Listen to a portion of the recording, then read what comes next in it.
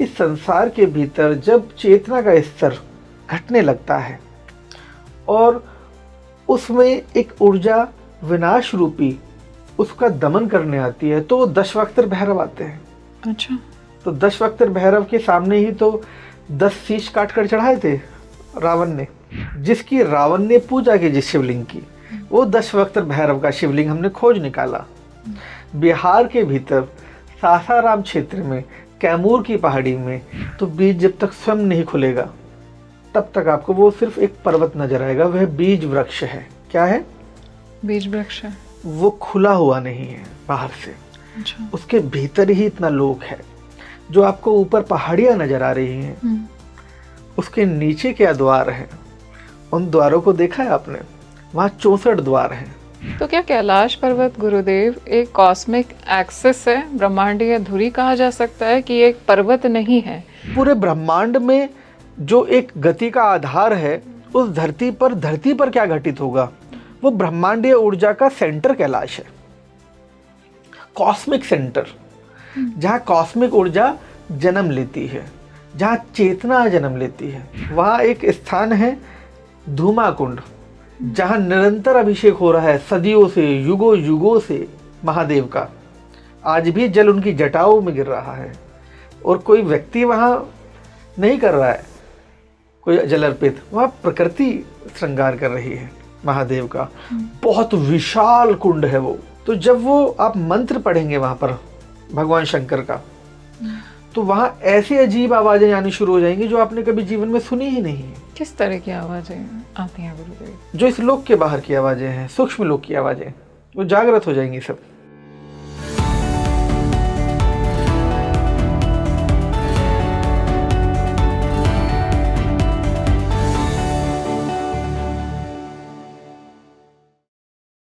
कैलाश पर्वत पर आज तक कोई जा क्यों नहीं सका है? क्या कैलाश सिर्फ एक पर्वत है या एक दैवीय ऊर्जा है जो कि संपूर्ण सृष्टि के संचालन का केंद्र है? आज हमने इसी टॉपिक पर बात की है और इस पॉडकास्ट को आप एंड तक देखिएगा, क्योंकि इसमें आपको बहुत कुछ जानने को मिलेगा जो आपने आई एम श्योर पहले कभी नहीं सुना होगा। आज हमने बात की है कि कैलाश को कौन सी शक्तियाँ हैं जो प्रोटेक्ट करती हैं, दशवक्त्र भैरव का रूप कैसा है और माँ प्रत्यांगिरा कौन सी ऐसी शक्ति हैं जो अहंकार को रोकती हैं। कैलाश पर्वत में किस तरह से जाया जा सकता है और क्या कैलाश पर्वत पे जाने के लिए एक गुरु की आवश्यकता होती है। आज जो हमारे साथ इस टॉपिक पर बात करने के लिए पर्सनालिटी जुड़े हुए हैं वो बहुत ही डिवाइन है। आप उन्हें पहले भी देख चुके हैं और आप उन्हें बहुत पसंद भी करते हैं। वो न सिर्फ एक स्पिरिचुअल स्कॉलर हैं बल्कि अध्यात्म की ज्योत भारत के साथ साथ संपूर्ण विश्व में वो जगा रहे हैं। मैं बात कर रही हूँ श्री श्री श्री 1008 आदि योगी पुरी जी महाराज की। आइए बहुत बहुत स्वागत करते हैं उनका। बहुत बहुत स्वागत है गुरुदेव स्पीकिंग ट्री पर। आप आए, बहुत अच्छा लग रहा है। ऐसा लग रहा है कि महादेव की कृपा आज स्वयं हमारे ऊपर है। बिल्कुल, महादेव की कृपा तो हम सबके ऊपर है। जी, हम आज एक ऐसा टॉपिक लेकर के आए हैं, कैलाश। आज हम बात करेंगे कैलाश की। और ऐसा कहा भी गया है कि कैलाश की जो शक्तियां हैं बहुत ही दिव्य हैं और इसको आज तक साइंटिस्ट भी डिसिफर नहीं कर पाए हैं कि ऐसा क्यों है और क्या कैलाश में किस तरह की शक्तियां हैं जो प्रोटेक्ट कर रही हैं। कुछ तो ऐसा है वहाँ पर जिसको साइंस भी जानने में हार मान चुकी है। ये सवाल की गहराई अगर हम समझें, इस सवाल में बहुत गहरा सत्य छिपा हुआ है जी, जो दुनिया आज तक नहीं जानती। कैलाश हमारा सहस्त्रार्थ है और सहस्त्रार्थ तक पहुंचने के लिए, क्योंकि वहाँ अहम को ख़त्म होना होता है, वह समर्पण का केंद्र है। वहाँ आप अहंकार से चढ़ने की इच्छा करते हैं और जहाँ अहंकार शून्य होता है वहीं शिव प्रकट होते हैं। अद्भुत। तो जब कैलाश कोई व्यक्ति जाता है तो वहाँ वो जा ही नहीं सकता जब तक उसके भीतर अहंकार है। और जिसमें उस पर चढ़ने की इच्छा अहंकार रूपी ही तो है, वरना वो तो बस वहां जाए और बैठे और मौन में ब्रह्मांड को नृत्य करते देखे। वो कैलाश है। कैलाश अपने भीतर का सहस्रार्थ है, हमारा सहस्रार चक्र, जहाँ सारी ब्रह्मांडीय ऊर्जा रिसीव होती है, सूक्ष्म जगत भी, दृश्य भी, अदृश्य भी, जहाँ से सारी सूक्ष्म चेतनाएं फॉर्म होती हैं। वह कॉस्मिक ऑर्डर जो पूरे वर्ल्ड का ऑर्डर है, जिसे हम न्यू वर्ल्ड ऑर्डर के रूप में संबोधित करते हैं जी। तो न्यू वर्ल्ड ऑर्डर भी जो सक्रिय होता है वो कैलाश से ही तो होता है। कैलाश एक हमारे भीतर भी कैलाश है, जैसे हम अपने यहाँ का सहस्रार चक्र के रूप में संबोधित कर रहे हैं। जी। एक इस धरती का भी कैलाश है, जिसे हम न्यू वर्ल्ड ऑर्डर के रूप में ब्रह्मांडीय कॉन्शियसनेस का सुपर केंद्र, जहाँ ब्रह्मांड की संपूर्ण ऊर्जा धारण होती है, वो कैलाश है।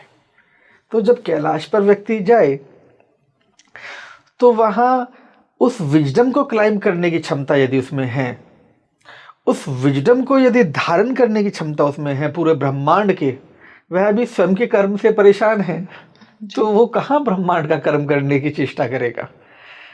तो जो अहम भाव में बैठा हुआ व्यक्ति जब समर्पण कर देता है, पूर्ण सरेंडर, तब वहाँ स्वयं प्रकट होते हैं और शिव ही वहाँ आपको सारा संवाद करते हैं आपके साथ। हम जब कैलाश में रहे तो कैलाश में ही तो सांभाला है, कैलाश में ही तो हमारा ज्ञानगंज है जी। कैलाश में ही तो हमारा ये जितना भी क्षेत्र है, ये पूरी जो पर्वतमाला है जी। कैलाश हमारे मुख्य केंद्र में है। हम उसके ठीक 3 पहाड़ी पीछे जाएंगे, 21 पहाड़ियाँ इधर और 21 पहाड़ियाँ इधर के त्रिकोण बनाएंगे, तो हम देखेंगे कि उन त्रिकोणों से ये सारे स्थान नजर आते हैं साफ तौर पर। और जो शंभाला और ज्ञानगंज की हम बातें करते हैं, हमारे जितने भी सिद्ध योगी हैं, सिद्धार्थ हैं, वो वहीं तो विराजमान हैं, वहीं से तो वो पूरे जगत को दिशा देते हैं। अच्छा। इस जगत में जितना भी अव्यवस्था है वर्तमान में, पूरे जगत के भीतर जितना भी आप चेतना, मानव चेतना को कंट्रोल करने का प्रयास किया जा रहा है, जब हम देखते हैं कि मानव बुद्धि जब कुबुद्धि का एक विचित्र रूप ले लेगी, जब चेतना का स्तर घटने लगेगा, नित्यत्व संसार से खो जाएगा, तो संसार दिशाहीन हो जाएगा। आज मानव जाति को कंट्रोल करने का प्रयास कितने लोग करते हैं? कुछ ऐसे बहुत लोग हैं दुनिया के भीतर जो पूरी मानव जाति को कंट्रोल करना चाहते हैं, कंट्रोल किए हुए भी हैं, पूरी को तो नहीं, लेकिन जितना वो कर सकते उतना किया हुआ है उन्होंने जी। तो उनका प्रयास है कि वो मानव सत्ता को हथियाए, और जबकि उन्हें पता ही नहीं है कि मानव सत्ता जिस चेतना से संचालित है, उस चेतना का समग्र सागर अध्यात्म से संचालित है। तो मानव सत्ता तो बहुत छोटी सत्ता है, और चेतना सत्ता 84 लाख योनियों की सत्ता है, तो उसके सामने मानव सत्ता तो बहुत बोनी है। तो जो लोग इस प्रयास में लगे हुए हैं, तो उन्होंने मानव चेतना के स्तरों पर क्रम में बहुत बदलाव कर दिए हैं, मानव चेतना को एक दिशाहीन ट्रैक पर ले गए हैं। आज की जैसे हम देखते हैं कि जो वर्तमान के भीतर जितना कुछ भी अव्यवस्थित है, उसको व्यवस्थित करने की जिम्मेदारी यदि किसी को महादेव ने दी है, और अपने ही चरणों में बिठाकर वो ज्ञानगंज के साधकों को दी है। सभी ज्ञानगंज के साधकों को आपके हाथों पर ओम नजर आएगा, ये ओम। अद्भुत, बहुत सुंदर गुरुदेव। जितने भी ज्ञानगंज से साधक हैं, क्योंकि उनको ब्रह्मांड का मूल मिलता है, और ब्रह्मांड का मूल ओम है, जो आपकी नाड़ियों में समाया है, जो आपकी जड़ों में, नाड़ियाँ आपकी जड़ है, जो नाड़ियों को भी मोड़ दे। यहाँ तो टैटू कराते हैं आप, यहाँ टैटू की जरूरत नहीं होती, वो तो सबसे बड़े टैटू के जन्मदाता है, वो तो ब्रह्मांड के जन्मदाता है। तो वो जब वहां बैठकर इस संसार में आने वाले जितने भी गण हैं, जो भैरव हैं, आप भैरवों में जानती हैं हमारे अष्ट भैरवों को जी, लेकिन कभी आपने 10 वक्त भैरव का नाम सुना है? नहीं गुरुदेव। क्या होते हैं ये दशवक्त्र भैरव? तो दशवक्त्र भैरव है। दशवक्त्र भैरव जो तंत्र में भी महान ज्ञाता हैं, तंत्र के महान जनक, वो दशवक्त्र भैरव को जान पाएंगे, समझ पाएंगे क्या है, वरना उनके नाम को भी कोई नहीं जानता, रूप को तो क्या ही जानेगा। जिस प्रकार इस संसार के भीतर जब चेतना का स्तर घटने लगता है और उसमें एक ऊर्जा विनाश रूपी उसका दमन करने आती है, तो वो दशवक्त्र भैरव आते हैं। अच्छा। तो दशवक्त्र भैरव के सामने ही तो 10 शीश काट कर चढ़ाए थे रावण ने। वही तो दशवक्त्र भैरव को पूजता था। वो किसकी पूजा करता था? वो पूजा ही दशवक्त्र भैरव की करता था। दशवक्त्र भैरव का रूप क्या है? जैसे हम माँ का रूप महाकाली देखते हैं जी, तो पिता का रूप हम भगवान शिव का जो उग्र रूप है जी, वो दशवक्त्र भैरव है। उसका सामना करने की क्षमता तो कांपने लगती है सृष्टि जब उसकी दृष्टि पड़ती है। तो वो काल के भी महाकाल हैं, जो काल और अकाल और महाकाल के भी परे का जो उग्र दशवक्त्र भैरव, जो दशाशीष नाथ है। क्या है? दशाशीष नाथ। अभी हम एक खोज की हमने, जी, पहले से ही मौजूद था, जिसकी रावण ने पूजा की, जिस शिवलिंग की, वो दशवक्त्र भैरव का शिवलिंग हमने खोज निकाला। बिहार के भीतर सासाराम क्षेत्र में कैमूर की पहाड़ी में 21 पर्वतमालाओं को पार करने के बाद जो मध्य में मौजूद है गंगा के, वो दशवक्त्र भैरव का शिवलिंग है। वहां नाव से जाना होता है। अच्छा। पैदल आप नहीं जा सकते क्योंकि बिल्कुल बीचों बीच है धारा के।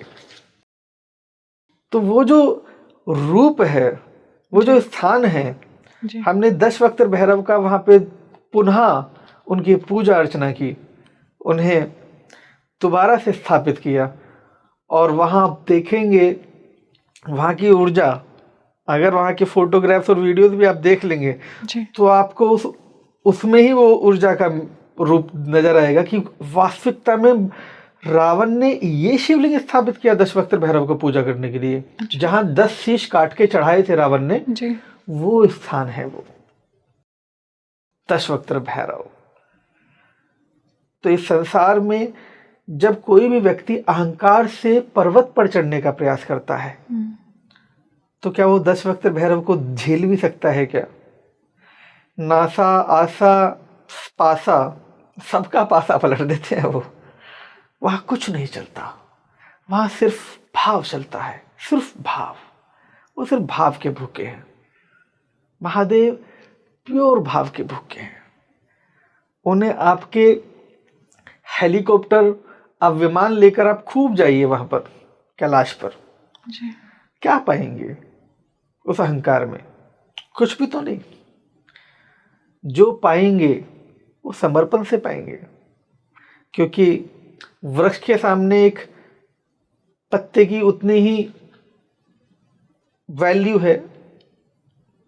अगर वो स्वयं से अहंकार में बैठा रहे कि मैं वृक्ष को जान लूंगा या मैं बीज को जान लूंगा, तो बीज जब तक स्वयं नहीं खुलेगा तब तक आपको वो सिर्फ एक पर्वत नजर आएगा। वह बीज वृक्ष है। क्या है? बीज वृक्ष है। वो खुला हुआ नहीं है बाहर से। अच्छा। उसके भीतर ही इतना लोक है। जो आपको ऊपर पहाड़ियां नजर आ रही हैं, उसके नीचे क्या द्वार है? उन द्वारों को देखा है आपने? वहां 64 द्वार हैं, 64 प्रकार के रंगों के, जिनमें से वायलेट कलर भी एक रंग है। तो ये 64 योगिनियों के, 64 योगिनियों के द्वार हैं।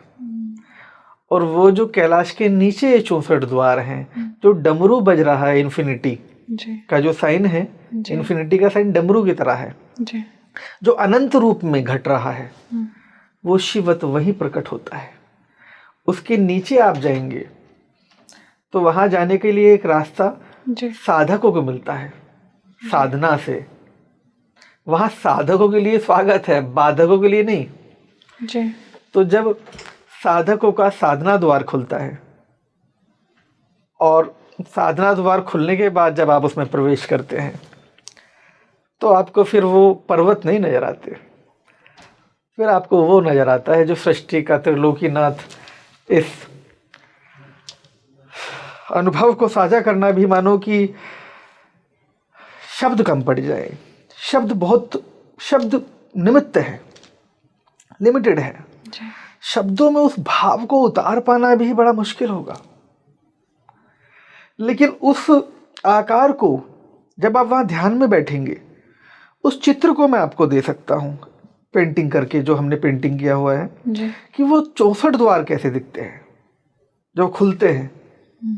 उनमें से चुनाव करना होता है आपको। जिस प्रकार आप एक स्वप्न देखते हैं सूक्ष्म शरीर से, जी। तो स्वप्न आप तो यहाँ तो नहीं तय करते कि आपको क्या देखना है, लेकिन आपकी एस्ट्रल बॉडी एस्ट्रल ट्रैवलिंग कर जाती है, जिसे हम प्रकाया प्रवेश बोलते हैं। जी। आप है यहीं पर, लेकिन यहाँ रहते हुए भी आपकी चेतना यहाँ से आपके शरीर से बाहर चली जाती है। जिसे आप मात्र स्वप्न जान रहे हैं, वह स्वप्न मात्र नहीं है। जो वहाँ घटता है वो यहाँ भी घटता है। अगर आप दौड़ वहाँ रहे हैं तो यहाँ भी तो डर यहाँ लग रहा है आपको। कोई पीछे आपके दौड़ रहा है तो डर यहाँ रहे हैं आप। पसीने आपको यहाँ आ रहे हैं। जी। जो आपके साथ वहाँ घट रहा है वो यहाँ घट रहा है, तो क्या वो झूठ है? नहीं। उसी सूक्ष्म शरीर से चेतना के इन 64 द्वार पर खड़ी हुई देवियां वो आनंद नृत्य देती हैं। उस धरा के नीचे में आप जाएंगे, वो आधार है इस ब्रह्मांड का, हमने कहा। तो जब आप नीचे देखते हैं, जो साधक हैं, जितने भी साधना करते हैं, उन्हें हेलीकॉप्टर से क्या नजर आएगा, उन्हें विमानों से क्या नजर आएगा? जो वो ऊपर देख रहे हैं उससे कहीं ज्यादा तो नीचे रसातल में वो सृष्टि का जनक नृत्य दे रहा है पूरी धरा को। उसके नीचे है वो वोम्ब, वो गर्भ, जहां से वो ऊर्जा उत्पन्न है। कोई अगर नीचे से हम मेटाफोर्स लगाएंगे तो ऊर्जा ऊपर नजर आएगी ना, तो नीचे वाली ऊर्जा हमें नजर नहीं आ रही है भौतिक नेत्रों से। तो वहां हम बस यही कहेंगे, अगर आप साधक हैं, आपका स्वागत है। अगर आप बाधक हैं, तो महादेव के दशवक्त्र भैरव का रूप तैयार है। तो इसलिए साधक के लिए साधना है, और बाधक को तो वहां बांधना है। तो इसलिए बाधक वहां कभी नहीं पहुंच सकता। साधक के लिए द्वार हमेशा खुले हैं। तो गुरुदेव, अभी जब आपने बोला दशवक्त्र भैरव, ये साधकों को भी इनके दर्शन होते हैं, या फिर जो अहम को सर्वोपरि लेकर के चल रहा है मनुष्य, उनके सामने ही ये प्रकट होते हैं? ये बाधकों के लिए उत्पन्न होते हैं। बाधकों के लिए? साधकों के लिए तो उनका प्रेम है महादेव का। वो तो असीम प्रेम के दयालु हैं, कृपालु हैं। लेकिन जैसे ही किसी के भीतर अट्टहास करने वाला राक्षस जन्म लेता है, तो उसके भीतर के उस रूप का समन करने के लिए फिर दशवक्त्र भैरव आते हैं। अपने अहंकार के जो बलि है, जब रावण वहां बैठकर बलि देते हैं, जब साधक होते हैं, तो साधक को बाधक को मारना होता है। जो साधक की साधना में बाधक होता है, वो उसको शमन करना होता है। तो 10 बार रावण अपना सही शीश काटकर बार बार बाधक बन रहे उस साधक के सामने उस रूप को बार बार काट के रख देते हैं, अपने अहंकार को त्याग कर बार बार। वो कहते हैं कि तुम कौन हो? क्या तुम रावण हो? वो शीश काट देते हैं, अपना झुका देते हैं। कहते नहीं,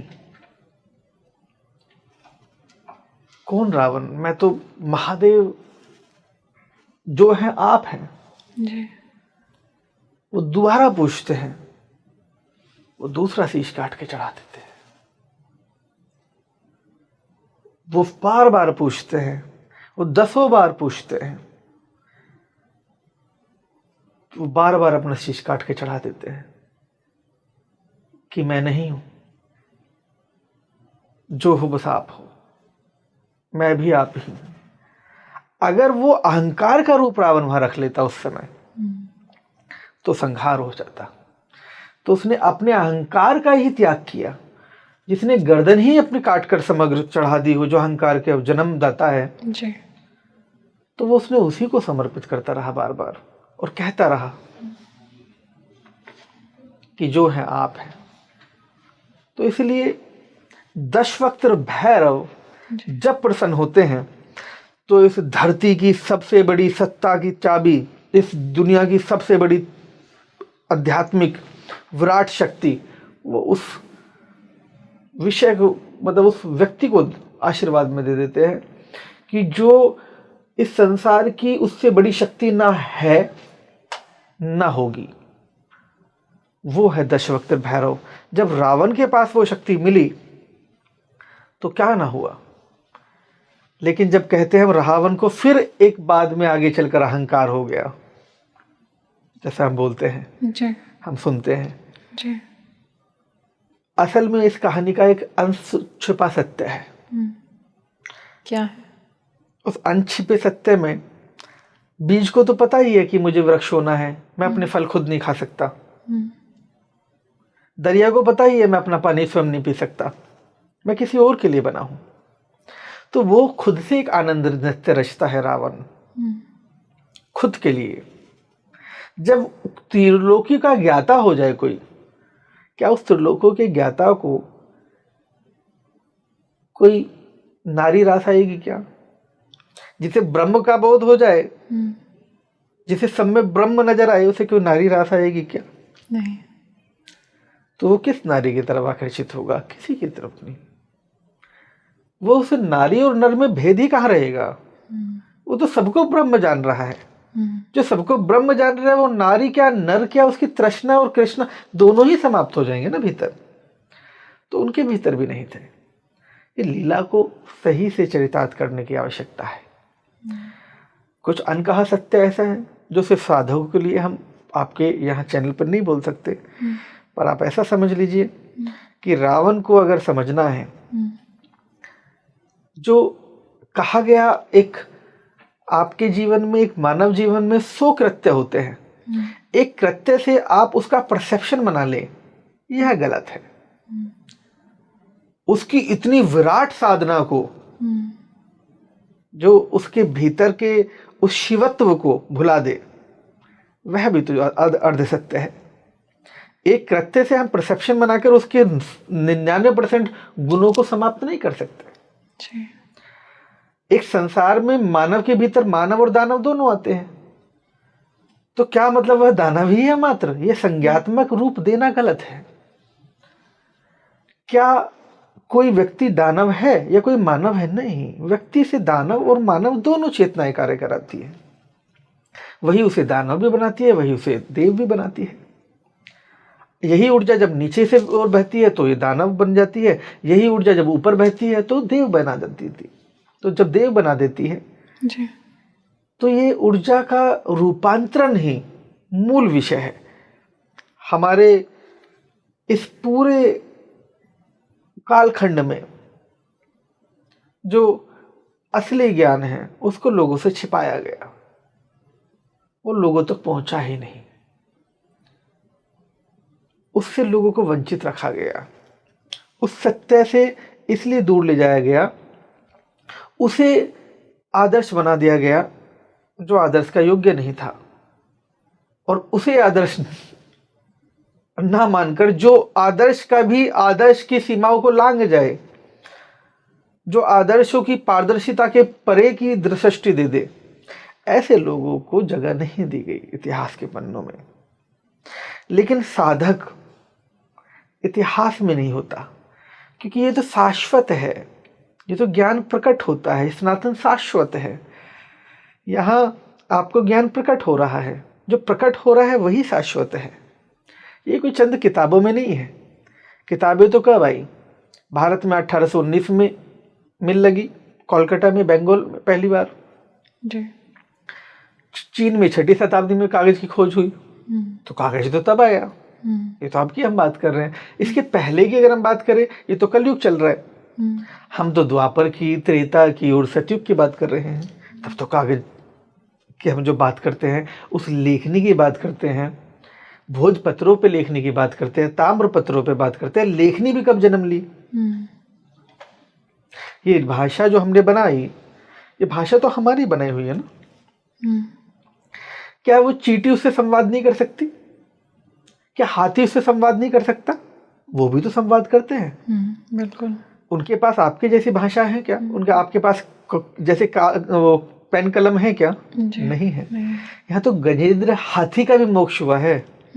हे देवी, किसका? गजेंद्र का। गजेंद्र हाथी का मोक्ष। गजेंद्र मोक्ष को जाना है आपने? तो जो जीव जंतुओं का भी मोक्ष कर दे वो शिव है, वो कैलाश है। तो अपने भीतर के कैलाश को जब कोई पा लेता है तो उसे बाहर के कैलाश में चढ़ने की आवश्यकता ही नहीं पड़ती। जी। वहां तो वही जिसे एक पर्वत समझ रहा है मात्र। क्या समझ रहा है? पर्वत। सिर्फ एक पर्वत है, एक चोटी है, उसे चढ़ना है। जो इतना जान रहा है मात्र मूर्खतापूर्ण वश, वो उसे पर्वत जान रहा है। लेकिन जो उसे पर्वत के परे जाकर उस सत्य को जान रहा है तो वो उस बाहर के पर्वत पर नहीं चढ़ना चाहेगा, उस भीतर के पर्वत को आनंदित रूप में परिवर्तित करना चाहेगा। गुरुदेव, आपने ज्ञानगंज की बात की, तो ज्ञानगंज में क्या कुछ होता है? आपने कहा कि साधक रहते हैं, उन्हीं को महादेव ने जिम्मेदारी दी है। किस तरह के साधक हैं ये मैं अपनी ऑडियंस के लिए थोड़ा जानना चाहूँगी। ज्ञानगंज के सभी साधक जी। देवादिदेव महादेव के आदेशों पर कार्य करते हैं। जी। जो जो न्यू वर्ल्ड ऑर्डर जारी होता है कैलाश से, उस वर्ल्ड ऑर्डर, उस जो ब्रह्मांड का ये कॉस्मिक विजडम है, this earth is a womb, ये गर्भ है, हम अभी भी एक गर्भ में हैं। जी। इस गर्भ का एक विजडम है, उस विजडम का पालन करना, इसका जो कॉन्स्टिट्यूशन है, जैसे हम भारत की बात करते हैं, अमेरिका की बात करते हैं, इनके सबके कॉन्स्टिट्यूशन है, जी। लोकतांत्रिक व्यवस्था है, संविधान है। ठीक ऐसे ही हमारी इस धरती का भी कॉन्स्टिट्यूशन है, जिसे हम गायत्री बोलते हैं। The constitution of the cosmic womb, this is cosmic infrastructure. जी। तो जैसे ही आप देखते हैं कि जितने भी साधक हैं, जी। उन साधकों को एक जिम्मेदारी दी जाती है कि इस धरती पर शांति कैसे स्थापित हो, संतुलन कैसे स्थापित हो। जी। हम अगर देखें, अगर हम ये कहें कि ये जो 100 अबव और 100 बिलो है, ये जो ट्रायंगल है, 100 अबव 100 बिलो, ये जो ट्रायंगल है, हम कहें कि इस धरती से अंधकार को हम मिटा देंगे, तो अंधकार में जो मौजूद जड़ है उस वृक्ष की, अगर हम जड़ को काटने की बात कर रहे हैं, दो एनर्जी है यहाँ, एक डार्क एनर्जी, एक ब्राइट एनर्जी। जी। अगर हम जड़ को समाप्त करने की बात कर रहे हैं कि हम डार्क को मिटा देंगे, तो फिर ऊपर वाला वृक्ष बचेगा ही नहीं। अगर हम कहते हैं ऊपर वाले को मिटा देंगे, अगर डार्क एनर्जी का है कि हम इस प्रकाश को ही मिटा देंगे, जी। जो ऊपर निकला हुआ वृक्ष है इसको ही जड़ से समाप्त कर देंगे, मतलब इसको ही हटा देंगे, जी। तो भी वो समाप्त हो जाएगा, खुद भी समाप्त हो जाएगा। तो इसीलिए ये दोनों हमेशा रहने हैं, डार्क एनर्जी और ब्राइट एनर्जी। इसमें संतुलन स्थापित करने के लिए योद्धाओं को चुना जाता है। मुर्गन भगवान शंकर के वही पुत्र हैं, जी। जिन्हें हम साउथ में मुर्गन के नाम से जानते हैं, जी। और वैसे हम उन्हें कार्तिकेय। भगवान कार्तिकेय के रूप में जानते हैं। वह उसी संतुलन को स्थापित करने के लिए मौजूद हैं। जी। और महादेव इतने दयालु हैं कि वो जब इस विजडम को देते हैं सभी को, तो उसकी ऊर्जा भी देते हैं। बहुत सुंदर। सिर्फ विचार मात्र विचार नहीं, विचार स्वयं में एक ऊर्जा है, वो स्वयं में पूरी ऊर्जा देते हैं। वो इतने कृपालु हैं कि वहाँ हमें करना कुछ नहीं है, सब होता है। अब जैसे हम अपनी बात करते हैं, हमें जो विजडम दिया, जी। हमें उन्होंने जिस विजडम के लिए चुना, इस धरती पर वर्ल्ड गुरु अलायंस का उन्होंने जन्म दिया। जी। पूरे विश्व का जो विश्व गुरु अलायंस है, असली विश्व गुरु कौन है? असली विश्व गुरु तो वही है जिसका विश्व है, वही विश्व गुरु है। तो विश्व किसका है? महादेव का। तो विश्व गुरु कौन है? महादेव। सप्तऋषियों को ज्ञान किसने दिया? उन्होंने ही। सबके गुरु कौन है? हम सप्तऋषियों के संतान हैं। हम सबके सूक्ष्म रूपों में, अलग अलग रूपों में हम देखें, सप्तऋषियों गुरु हम कहते हैं, हमारा डीएनए है। लेकिन उन सबको भी जो डीएनए मिला वो कहाँ से मिला? उस महादेव से मिला, वो मूल है। गुरुदेव, हम देखते हैं कि लोग पर्वतों पर जाने का प्रयत्न करते हैं, पर्वतारोही भी करते हैं, साधारण मनुष्य भी करते हैं। कैलाश पर्वत पर आज तक कोई क्यों नहीं जा सका? क्या कोई ऐसी शक्ति है जो रक्षा कर रही? निश्चित तौर पर कैलाश एक ऐसा स्थान है जहाँ आपको अहम को त्याग कर जाना होगा, क्योंकि कैलाश मुक्ति है और मुक्ति तब मिलती है जब भक्ति प्रगाढ़ होती है। मुक्ति अहंकार से नहीं आती। जब व्यक्ति वहाँ, कितने भी वहाँ आज तक गए हैं, एक बार एक साइंटिस्ट हुए जिन्होंने एक दल लेकर, पूरी टीम लेकर उन्होंने क्लाइंब करने का प्रयास किया। जब वो क्लाइंब कर रहे थे तो वो जो बार बार क्लाइंब करने के लिए जिस एरो का इस्तेमाल कर रहे थे, तो वो एरो जो जाता था रस्सी को वहाँ हैंग करने के लिए, वो एरो उस दिशा में नहीं जाता था। वो एरो, आप जो दिशा में एरो ले जाएंगे, एरो भी तो उसी दिशा में जाना चाहिए। उन्होंने देखा एरो की दिशा हम कर पर्वत की रहे हैं, वो जा हमारे अपोजिट तरफ आ रहा है। अच्छा। तो उन्होंने इस पर कहा कि हम तीर तो नहीं मार सकते, पैदल चढ़ नहीं सकते, रस्सी डाल नहीं सकते, क्योंकि वो तीर जो है, तीर के पीछे रस्सी बंधी होती है जी। जो हम क्लाइंबिंग वो इक्विपमेंट में देखते हैं, तो एक रस्सी बंधी होती है। जैसे ही आप उसे छोड़ेंगे तो वो सीधा अपने टारगेट पर जाती है और वहां जाके लॉक हो जाती है जी। लेकिन जब कैसा होगा कि जब आप डाले तो उसे पर्वत की ओर और वो आए आपकी ओर, उसमें 2 व्यक्तियों की मृत्यु ऑन द स्पॉट हुई। वो तीर जहां जाना था वहां की जगह वो उल्टी डायरेक्शन में बहा। जिन दोनों तीर छोड़े, दोनों डेड हुए। उनको तीर आकर उन्हीं को लगा। अब ऐसा कैसे संभव है कि जो ऊर्जा उधर जा रही है, उधर से रिफ्लेक्शन इधर आ रही है? इसे बोलते हैं हम, एक आपने देवी का नाम सुना होगा, प्रत्यांगिरा। प्रत्यांगिरा, विरुद्ध ऊर्जा जी। माँ प्रत्यांगिरा इस धरती पर जबरदस्त ऊर्जा है, मतलब विरुद्ध ऊर्जा है जी। माँ प्रत्यांगिरा जो चाइना में पूजा जाता है, माँ प्रत्यांगिरा की पूजा होती है। जो ड्रैगन है वही तो शिव का नाग है। अच्छा। जो थाईलैंड में पूजा होती है वहां भी माँ प्रत्यांगिरा की होती है, उसी ड्रैगन की पूजा होती है। वो विरुद्ध ऊर्जा है। जो माँ प्रत्यांगिरा को जानेगा वो समझ पाएगा मैं क्या कह रहा हूँ, कि माँ प्रत्यांगिरा एक विरुद्ध ऊर्जा है। इस प्रकार से वो हर जगह रहती है। जिस प्रकार से हम जल को सबसे शीतल और शांत कहते हैं, सबसे शांत, सबसे सहज, लेकिन अगर आप जल में भी एक कंकर मारेंगे तो वो भी छींटे रिफ्लेक्ट करेगी, उसमें भी एक विरुद्ध ऊर्जा है। अब वो तो विरुद्ध नहीं ऊर्जा कैसे है, जबकि वो तो शीतल और शांत होना चाहिए, वहां भी एक विरुद्ध ऊर्जा है। तो जो विरुद्ध ऊर्जा उस पर्वत पर है, वो इस धरती का, ब्रह्मांड का मूल आधार है। जैसे हमने कहा विरुद्ध ऊर्जा, विरुद्ध ऊर्जा मतलब इस संसार में आपने जो भी दिया वही आपको लौट के वापस मिल गया।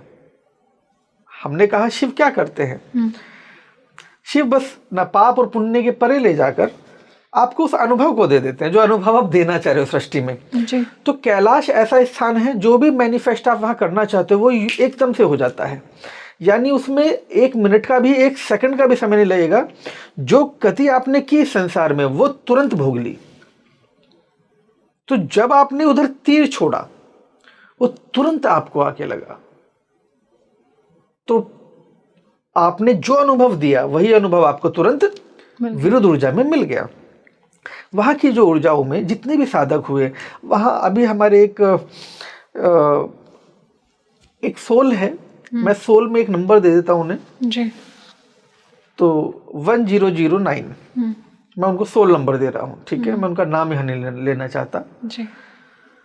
उन्होंने पूरी एक टीम बनाई साधकों की, इस अहंकार में कि मैं पर्वत पर भी चढ़कर दिखाऊंगा। वो साधक कौन थे? वो तिब्बतियन साधक थे।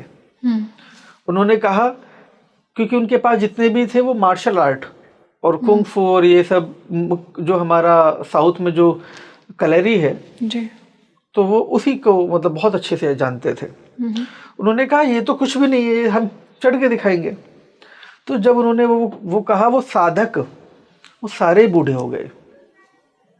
वो जैसे जैसे एक रेखा को पार करते गए तो उसका एक क्रम के बाद आपके भीतर एक परिवर्तन होगा, दूसरे क्रम के बाद दूसरे, आप ऊपर पहुंच ही नहीं पाएंगे, उसके पहले ही आप मृत्यु भोग लेंगे। वो मुक्ति है ना। आप जैसे वहां जाएंगे वो आपकी आयु को पूरा कर देंगे। आपको जो मृत्यु के समय घटता है इतनी तेजी से आपके ट्रांजेक्शन्स माइंड में, आपको पूरा अपना जीवन काल 1 मिनट के भीतर नजर आ जाता है जब मृत्यु होती है किसी व्यक्ति की। तो वही काल वहां घटता है, उतनी तेजी से उसे सब कुछ अपने भीतर बाहर रूप में नजर आ जाता है। वही दृश्य कि उसका पूरा जीवन, बुढ़ापा, जवानी, बचपन सब वही घट जाता है। तो वो जो बूढ़े हो गए गुरुदेव, वो उसी टाइम स्पैन में हो गए, कुछ दिनों के अंतराल में, उसी पल में, चढ़ते चढ़ते ही उसी पल में। वो समय काल के परे है ना, महाकाल है वो, जो काल के भी परे है। वो समय में नहीं बंधा, वो तो सीमाओं में नहीं बंधा। वो तो आपको यूं परिवर्तन दे देते हैं क्षण भर में। क्षण में भी बुढ़ा, क्षण में भी बाला, क्षण में जोगी बन बैठे, कहाँ से लावे बम लहरी। तो क्या कैलाश पर्वत गुरुदेव एक कॉस्मिक एक्सिस है, ब्रह्मांडीय धुरी कहा जा सकता है कि एक पर्वत नहीं है? This is something very much इसे हम कहेंगे जिस प्रकार से आपका यूनाइटेड नेशंस है जी, जहाँ एक वर्ल्ड इकोनॉमिक फोरम है, जी, जिस प्रकार से पूरे वर्ल्ड में क्या नीतियां होंगी ऐसे तय होता है। हाँ, तो पूरे ब्रह्मांड में जो एक गति का आधार है, उस धरती पर क्या घटित होगा, वो ब्रह्मांडीय ऊर्जा का सेंटर कैलाश है, कॉस्मिक सेंटर, जहाँ कॉस्मिक ऊर्जा जन्म लेती है, जहाँ चेतना जन्म लेती है, जहाँ सभी चेतना का आधार सूक्ष्म लोक जन्म लेता है, वह कैलाश है। जितना आपको ऊपर नजर आता है उससे कहीं ज़्यादा आपको नीचे का लोक नजर आएगा, संसार। लेकिन जब आप बंद नेत्रों से देखोगे तो आपको वो सब नजर आएगा। 64 के 64 द्वार आपको मिलेंगे। जैसे ही आप 64 द्वारों में जाएंगे, उन 64 द्वारों को आपको जीतना होगा। उन 64 द्वारों में आपसे एक ही प्रश्न बार बार किया जाएगा। जैसे हमने रावण से कहा, वही प्रश्न को आपको बार बार जीतना होगा। उस एकत्व को, उस वननेस को हासिल करना होगा। जब तक आप द्वैत भाव में रहेंगे जी, तब तक आप उन्हें नहीं पा सकते। वो शिव अद्वैत हैं। क्या है? अद्वैत। वो आपको आपकी पूर्ण यात्रा से मिला देते हैं। जो सालों में घटित होना है वो क्षण में कर देते हैं। तो इसीलिए साधक ज्ञानगंज में प्रवेश से पहले 64 द्वारों में एंट्री लेनी होगी। अच्छा। और इन 64 के 64 द्वारों में हमारे सबसे महत्वपूर्ण विषय हमने कहा कि समर्पण। समर्पण पे ही आप वह द्वार खुलता है। अहंकार में वो नष्ट हो जाता है, फिर नहीं खुलता। गुरुदेव, ऐसा कहा गया है कि कैलाश के निकट आते ही लोगों को इस तरह का अनुभव हुआ है कि उनको भय लगता है, भ्रम आता है, उनकी आध्यात्मिक चेतना या चेतना जो उनकी है वो बिल्कुल बदली हुई उनको नजर आती है, ऐसा उनको आभास होता है। ये क्यों होता है? हमने अभी आपसे कहा 10 वक्त भैरव भी वहां है, तो भय तो होगा। सारी ब्रह्मांड की समस्त देवी देवता उनके चरणों में वास करते हैं। इस धरती पर जितने भी देवी देवता हुए सब उनके चरणों में वास करते हैं। सबके लोक, हमने कहा सूक्ष्म 64 द्वारों में लोक हैं। किसी ने कहा मुझे राम जी का लोक देखना है तो राम जी के लोक में चला गया। किसी ने कहा मुझे कृष्ण का लोक देखना है, कृष्ण के लोक में चला गया। लेकिन इन सब लोकों का जो जन्मदाता है वो कौन है? तो जहां ये सारी ऊर्जाएं रहती हैं वो सारे अनुभव घटते हैं। साधक को साधक की चेतना के आधार पर अनुभव घटते हैं। यदि साधक के भीतर प्रेम है, वहां भय क्यों लगेगा उसे? उसके भीतर करुणा है तो उसे तो वहां आनंद बरसेगा। भय तो सिर्फ उसे लगेगा जिसके भीतर अहंकार है, जो अभी जगा नहीं है, जो अभी भीतर से अंधकार से भरा हुआ है, उसे भय लगेगा। क्योंकि जब उस भय इसीलिए लगेगा क्योंकि जब उस अंधकार से उस महान शक्ति का सामना होगा तो अहंकार वहां नष्ट हो जाएगा, उसे खत्म ही होना होगा। क्योंकि वो मुक्ति द्वार पर है। कैलाश मुक्ति द्वार है, मोक्ष द्वार है। वहाँ जो भी जाना चाहता है तो मुक्ति पाकर ही जा सकता है, सूक्ष्म शरीर से, भौतिक शरीर से नहीं। तो सशरीर कोई नहीं जा सकता है? अगर शरीर कहा आप जाए तो? नहीं कैलाश पर जा सकते आप, और सिर्फ अगर जा सकते हैं तो सूक्ष्म शरीर से, क्योंकि वो मुक्ति द्वार है। इस देह से तो आपको मुक्त कर देगा वो, तो आप कैसे जाएंगे? मोक्ष द्वार है, आत्मा को भी मुक्ति दे देगा, इच्छा को ही नष्ट कर देगा, तो कैसे जाएंगे? गुरुदेव, ये जो माँ प्रत्यांगिरा है और दशवक्त्र भैरव है, ये किस तरह की एनर्जी को कैलाश में प्रोटेक्ट कर रहे हैं? ये इस धर्म के जो स्तंभ है, जैसे सनातन कह रहे हैं हम, जी। सनातन का जो शाश्वत रूप है, वह शाश्वत रूप की रक्षा करते हैं। उस शाश्वत रूप में जो भी विघटन करने का प्रयास करता है वह उसका दमन करते हैं। उससे खेलने का प्रयास बड़े बड़े देश भी नहीं कर सकते। जो आज बहुत बड़े सुपर पावर बने घूमते हैं, तो वो सुपर पावर वहां जाकर जीरो हो जाते हैं। वहां हमने कहा समर्पण। जी। अगर कोई सुपर है और कोई पावर है तो वो बस एक है, महादेव। उनसे ऊपर कोई सुपर पावर नहीं। तो वो सुपर पावर के जो रक्षक हैं, दशवक्त्र भैरव हैं, अष्ट भैरव हैं, योगनियां हैं, वो जो उनकी रक्षा में अगर आप देखें, हम देखते हैं कि जब एक बार भस्मासुर का जिक्र आपने पढ़ा होगा, जी।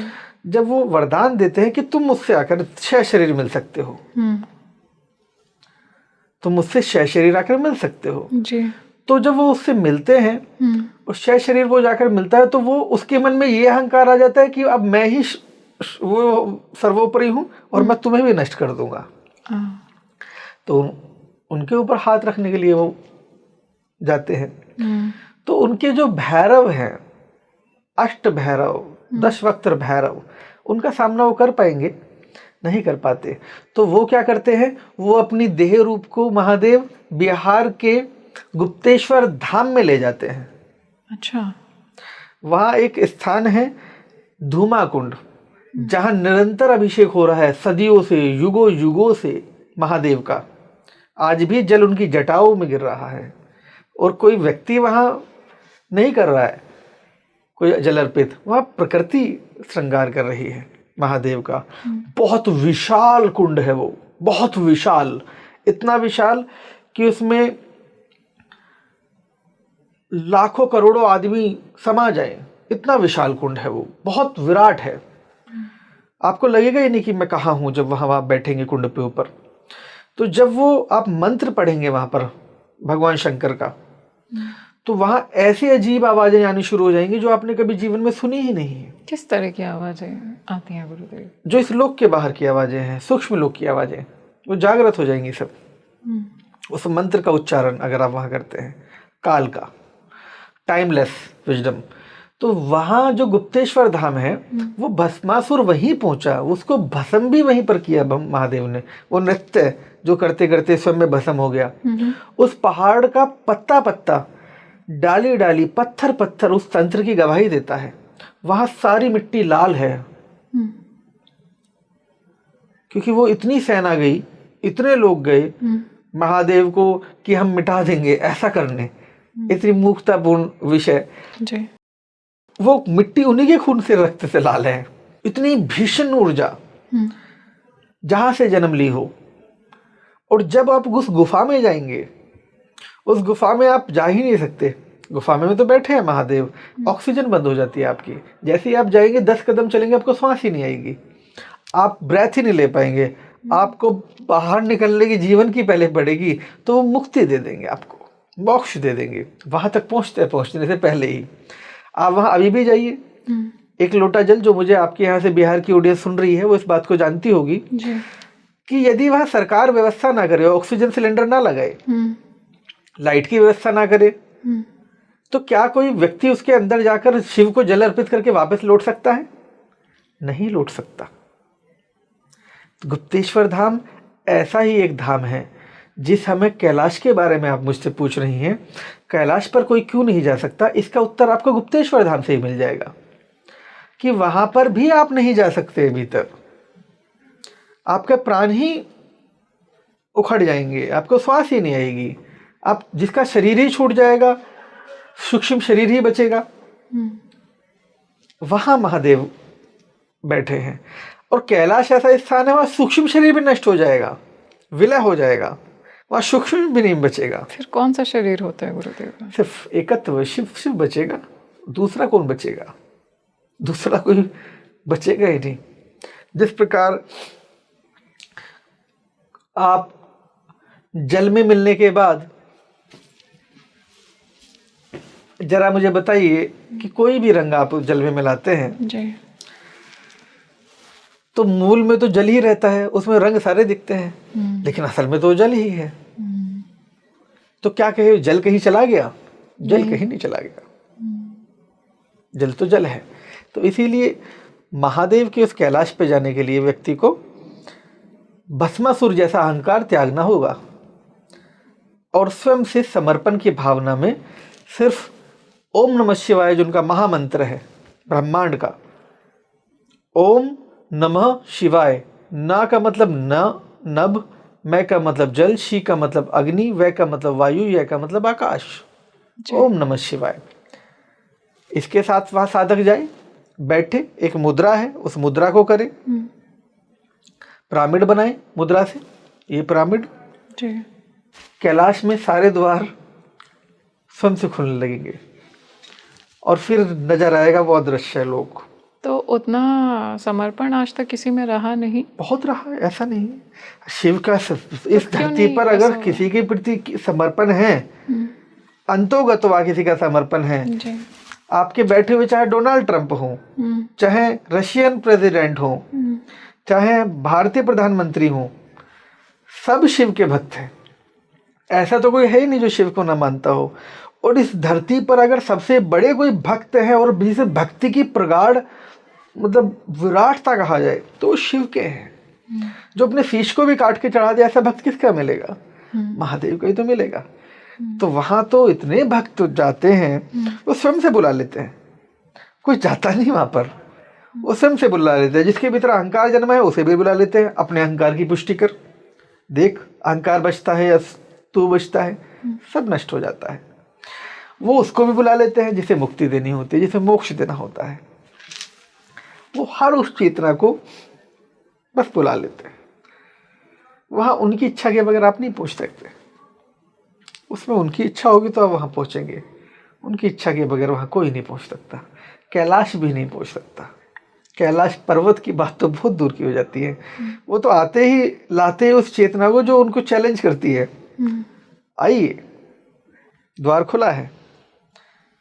लेकिन वो जब जानती है तो बहुत समय लेट हो जाता है कि हमें उस कैलाश की पर जाने का जो सौभाग्य मिला, वो द्वार भीतर का कैलाश, अपने भीतर के सहस्त्रार्थ को जागृत करना होगा, कुंडलिनी को जागरण करना होगा, तब जाकर वहाँ सारे द्वार अपने आप खुल जाएंगे।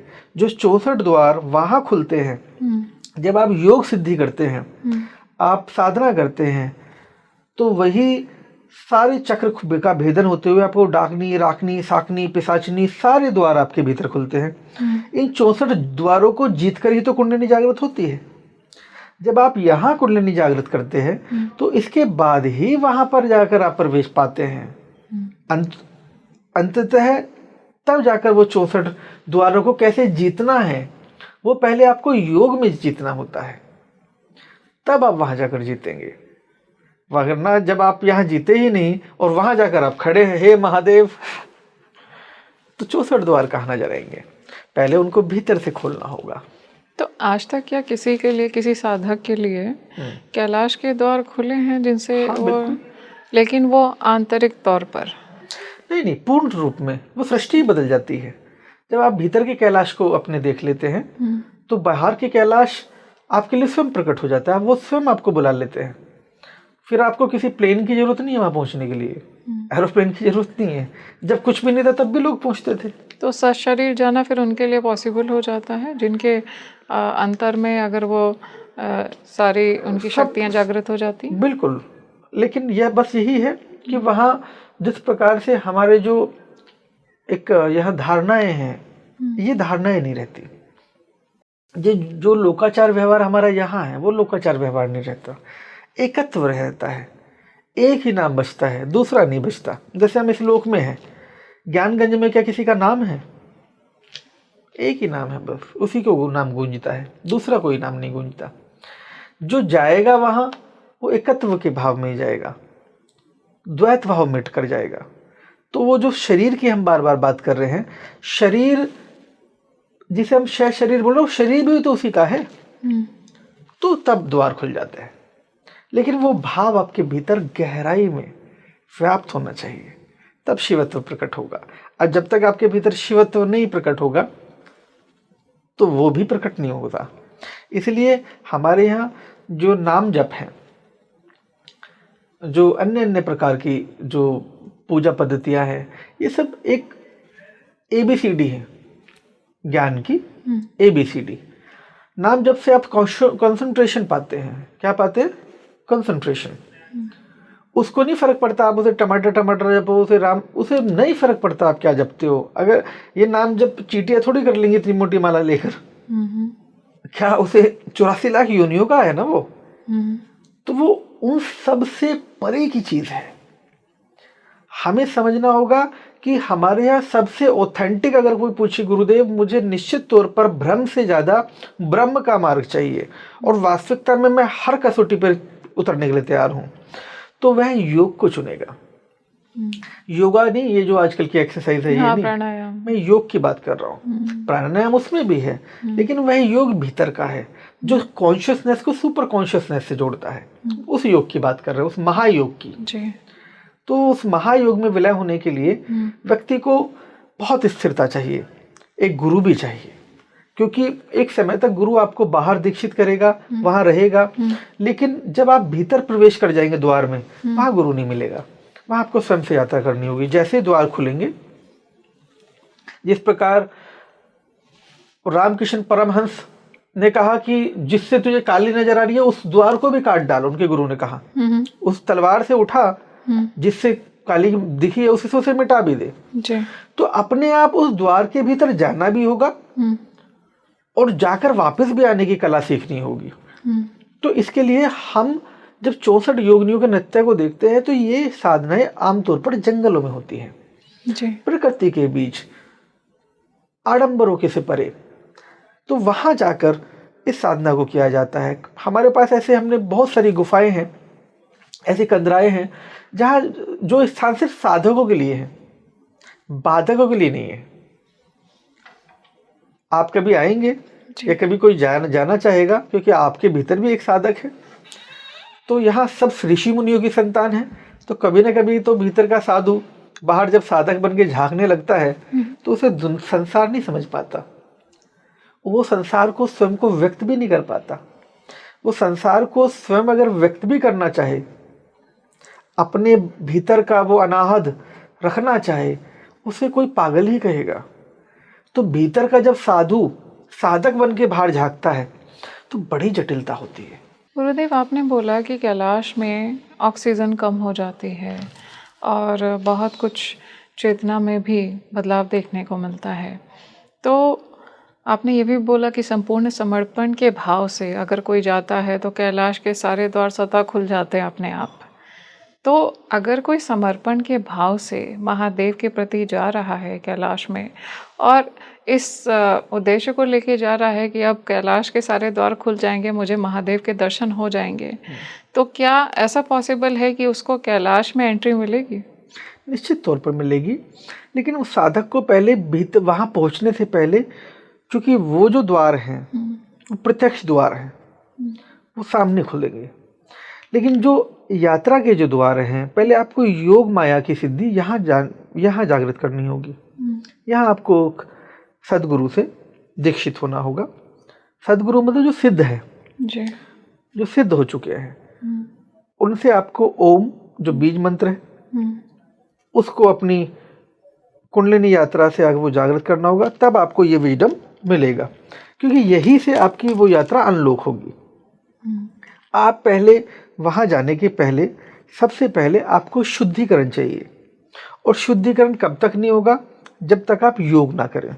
योग ही ऐसा मात्र एक तरीका है जो आपको एकदम से प्योर कॉन्शियसनेस, ओनली कॉन्शियसनेस, चेतना का परम स्वरूप देता है।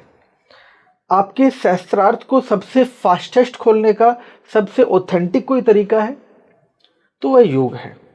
अगर किसी को सारे चक्रों को बैलेंस करके अलाइनमेंट करना है, अपनी कॉन्शियसनेस को सुपर कॉन्शियस, वो तो योग एक तरीका है। तो जब साधक उस योग में सिद्धि प्राप्त कर कर वहां जाता है, हमारे 7 चक्र हैं इस शरीर में जी। इन 7 चक्रों में एक चक्र में 16 चक्र लॉक है। कितने? 16। तो 16 सत्ते 112, तो टोटल चक्र कितने हुए? 112 चक्र। 2 चक्र बाहर हैं, यहाँ से जस्ट ऊपर, एक यहाँ और एक यहाँ इस हाइट पर, जिसे हम आत्मा का चक्र कह रहे हैं सहस्रार्थ के रूप में। जब ये खिलता है तो हमारे भीतर ये जो चक्र है, ये चक्र कोई मतलब ये वैसा चक्र नहीं है, ये विजडम है, ये लोक निर्माण की सिद्धियां हैं जी। जो मात्र आप छोटी उंगली हिलाए बगैर भी अपनी इच्छा करते हो और वो पूर्ण हो जाती है। ये वो सिद्धियां हैं। क्या शिव कहीं जाते हैं? कहीं नहीं जाते, बस मौन रहते हैं। वो इच्छा भी नहीं करते, जिसकी इच्छा होती है बस वो उसे पूर्ण करते रहते हैं, आशीर्वाद देते रहते हैं। तो इसीलिए देवादिदेव महादेव से मिलने से पहले जब कोई साधक वहां जाए तो सबसे पहले किसी सदगुरु से यहाँ मिले और उस यात्रा का एक रूपांतरण अपने भीतर धारण करे। फिर वो कैलाश के उस द्वार को जाएगा, फिर वहाँ शिवत्व ही शिवत्व नजर आएगा। वहाँ कोई पहाड़ भी नहीं नजर आएगा, सिर्फ शिवत्व नजर आएगा। वो लोक ही खुल जाएगा पूरा।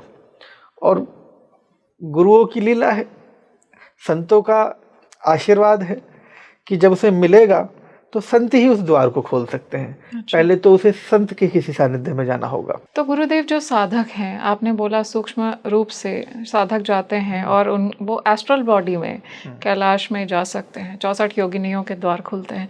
उनका किस तरह का एक्सपीरियंस होता है जब वो शिवत्व की प्राप्ति करते हैं? ये सभी ट्रायंगल में बंधे हुए हैं जी ये ऊर्जा ट्रायंगल में है, जी।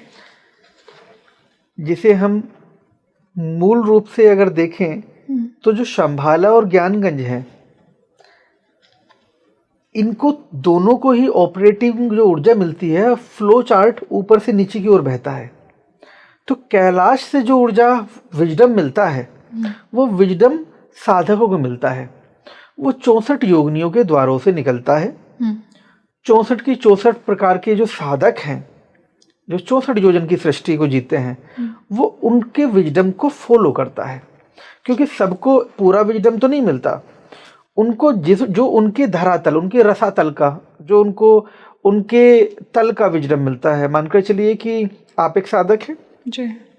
आप 64 द्वारों पर मौजूद दीक्षा से प्राप्त कर कर आप वहां गए, लेकिन एक लोक सिद्धि में एक आपके हृदय किसी एक लोक से अटैचमेंट होगा, जिसका विजडम आपको दे दिया जाएगा।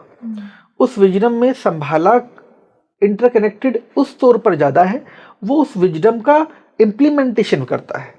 इम्प्लीमेंटेशन फॉर्म, अगर हम कहें शिव के जो हाथ पैर जो उन्होंने बनाए हुए हैं जी। वो उन साधकों को बनाया हुआ है। वही साधक आगे चलकर भविष्य में जो भी इस धरती पर आप देख रहे हो, वो सब उन्हीं का रूपांतरण है। जब आप यहाँ देखते हैं अभी सर्दियाँ चल रही हैं, तो सर्दियों में यहाँ कितने सारी वाष्पीकरण हो गया है। ये वाष्पीकरण कैसे हो गया है? जब वाष्पीकरण तो गर्मी में होता है, जब तब वाष्पीकरण होता है, सर्दी में वाष्पीकरण कैसे हो गया? ये प्रकृति स्वयं से बनाती रहती है और मिटाती रहती है। जो कैलाश की अगर हम चीज़ों को देखेंगे, कैलाश से जो ऑर्डर जारी होते हैं, जो पूरे ब्रह्मांड को कंट्रोल करने की पावर है, जो भारत अमेरिका और इन सब की बस की बात नहीं है। अगर हम देखें, इतनी बार डीप स्टेट और बाकी सब लोगों ने प्रयास किया कि उसको खोजा जाए और नष्ट कर दिया जाए। कितनी बार प्रयास किया, क्या कभी वहीं पहुंच ही पाया? नहीं, कभी नहीं पहुंच सकते। उन्होंने इतने प्लेन्स, आज इतनी टेक्नोलॉजी जो है, सेटेलाइट है। आप सेटेलाइट से बैठे बैठे कोई भी चीज ढूंढना चाहे देख सकते हैं कि कहाँ पर क्या है। क्या उसे खोज पाए? नहीं खोज पाए, क्योंकि वो धरती के ऊपर है ही नहीं, वो तो धरती के नीचे है। कोई उसे जीतना चाहे, मैं राजा हूँ अहंकार से, मैं तो इस देश का राजा हूँ, मैं राष्ट्रपति रहा हूँ इतने बार, क्या वो वहां पहुंच सकता है? नहीं पहुंच सकता। क्या कोई मिसाइल वहां पहुंच सकती है? वो तो हमने कहा कि दशवक्त्र भैरव जहां मौजूद हो, जहां वहां प्रत्यांगिरा की ऊर्जा मौजूद हो, उसको कौन भेद पाएगा? जी।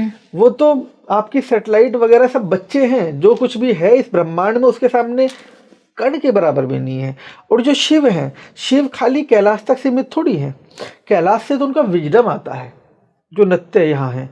उनके जो 64 योगिनियों के द्वार अगर आप देखेंगे तो खाली इस पृथ्वी के लिए थोड़ी है, वो तो पूरे ब्रह्मांड की ऊर्जा है। किसमें? पूरे ब्रह्मांड की ऊर्जा। ज्ञानगंज में क्या कभी साधक सिर्फ पृथ्वी के लिए हैं? नहीं, वो तो पूरे ब्रह्मांड की कॉस्मिक ऊर्जा को रिसीव करते हैं ना। देखिए, जब साधक 64 के 64 द्वार को जीत लेता है, उसके बाद उसका अपना कोई लक्ष्य नहीं रहता। जो विजडम वॉम्ब का है, 64 द्वार क्या है? वॉम्ब है। 64 योगिनियां हैं, वो वॉम्ब है। उनका विजडम ही उसका विजडम हो जाता है।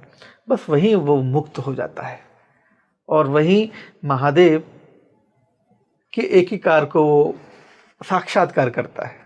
हर हर महादेव। हर हर Mahadev. Thank you so much Gurudev, आपने इतना कुछ बताया कैलाश के बारे में। एंड आई एम श्योर इतनी सारी इन्फॉर्मेशन नॉर्मल जनरल तौर पर हम लोगों को या पब्लिक को नहीं पता होती है। And I am sure audience को इतना कुछ जानने को मिला है आज इस पॉडकास्ट से। जितना कुछ मुझे जानने को मिला है तो ऑडियंस भी उतनी ही डिलाइटेड और एनलाइटन फील कर रही होगी। थैंक यू सो मच गुरुदेव। हर हर महादेव। हर हर महादेव।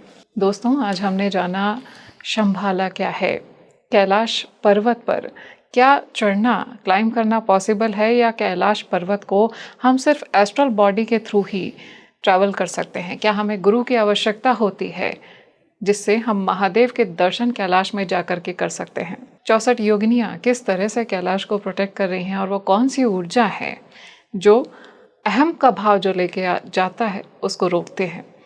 आई एम श्योर ये पॉडकास्ट जितना एनलाइटनिंग मेरे लिए था उतना ही इंसाइटफुल और एनलाइटनिंग आपके लिए भी था। मुझे कमेंट सेक्शन में ज़रूर बताइए आपको कैसा लगा ये पॉडकास्ट। ज़्यादा से ज़्यादा इस पॉडकास्ट को लाइक, शेयर और सब्सक्राइब करिए। खुश रहिए, मुस्कुराते रहिए, अपना में खुशियाँ बांटते रहिए और आज के लिए अपनी सही यात्री माधवी को दीजिए इजाज़त। नमस्कार।